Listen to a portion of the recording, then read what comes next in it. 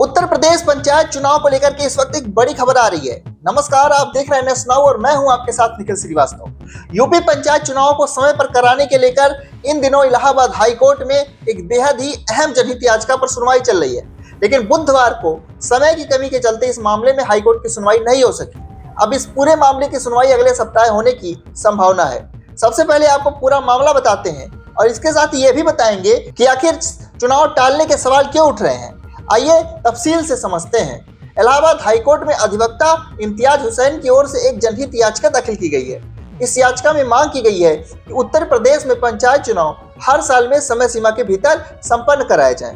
पिछली सुनवाई के दौरान इस मामले को गंभीरता से देखते हुए हाईकोर्ट की खंडपीठ ने राज्य निर्वाचन आयोग यानी कि स्टेट इलेक्शन कमीशन से एक विस्तृत जवाब तलब किया था। कोर्ट ने संविधान के उस अहम नियम का हवाला दिया था जो पंचायत के कार्यकाल को तय करता है। कोर्ट ने स्पष्ट रूप से कहा कि भारतीय संविधान के अनुच्छेद 243E यानी कि आर्टिकल 243E के तहत किसी भी ग्राम पंचायत का कार्यकाल उसकी पहली बैठक से ठीक 5 वर्ष की अवधि के लिए ही होता है।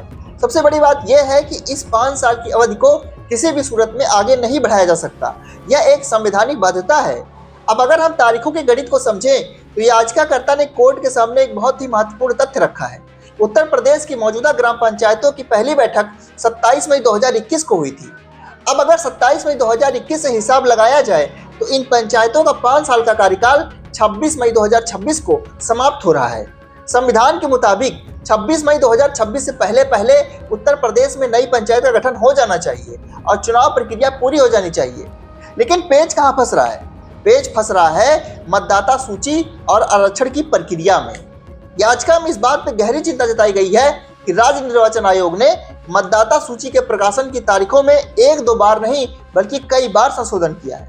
शुरुआत में यह तय था कि मतदाता सूची को अंतिम रूप देने की प्रक्रिया दिसंबर 2025 तक पूरी कर ली जाएगी, लेकिन इसे बढ़ा करके मार्च 2026 किया गया। और अब जो नवीनतम अधिसूचना आई है उसके अनुसार मतदाता सूची का अंतिम प्रकाशन 15 अप्रैल 2026 तक होगा। यहीं से चुनाव के समय पर होने को लेकर के सबसे बड़ा सवाल खड़ा होता है। याचिकाकर्ता इम्तियाज हुसैन का तर्क बिल्कुल साफ है। उनका कहना है कि अगर 15 अप्रैल को मतदाता सूची फाइनल होती है तो उसके बाद निर्वाचन क्षेत्रों के आरक्षण की लंबी और जटिल प्रक्रिया शुरू होगी। उत्तर प्रदेश जैसे बड़े राज्यों में आरक्षण तय करना कोई एक दिन का काम नहीं है। इसमें काफी समय लगता है, आपत्तियां मांगी जाती हैं और उनका निस्तारण किया जाता है। ऐसे में क्या 15 अप्रैल से 26 मई के बीच यानी कि मात्र 40 दिनों के भीतर आरक्षण की प्रक्रिया पूरी करके नामांकन, मतदान और मतगणना करवा करके नई पंचायतों का गठन संभव है? यही वह सवाल है जिसने हाईकोर्ट को भी सोचने पर मजबूर कर दिया। इसी को लेकर हाईकोर्ट ने राज्य निर्वाचन आयोग को एक हलफनामा दाखिल करने का निर्देश दिया था। कोर्ट ने आयोग से साफ साफ पूछा कि वह हलफनामे में यह बताए कि 15 अप्रैल तक मतदाता सूची के प्रकाशन के बाद क्या 26 मई 2026 तक पूरी चुनाव प्रक्रिया को संपन्न करना व्यवहारिक रूप से संभव है या फिर नहीं। फिलहाल बुधवार को समय के अभाव के कारण इस अहम मुद्दे पर बहस नहीं हो पाई है। जनहित याचिका पर होने वाली सुनवाई भी टल गई है। अब सभी की निगाहें अगले सप्ताह होने वाली सुनवाई पर टिकी हैं। राज्य निर्वाचन आयोग का हलफनामा यह तय करेगा कि उत्तर प्रदेश में पंचायत चुनाव समय पर होंगे या फिर संवैधानिक संकट से बचने के लिए कोई नया रास्ता निकाला जाएगा। हम इस खबर पर लगातार नजर बनाए हुए हैं।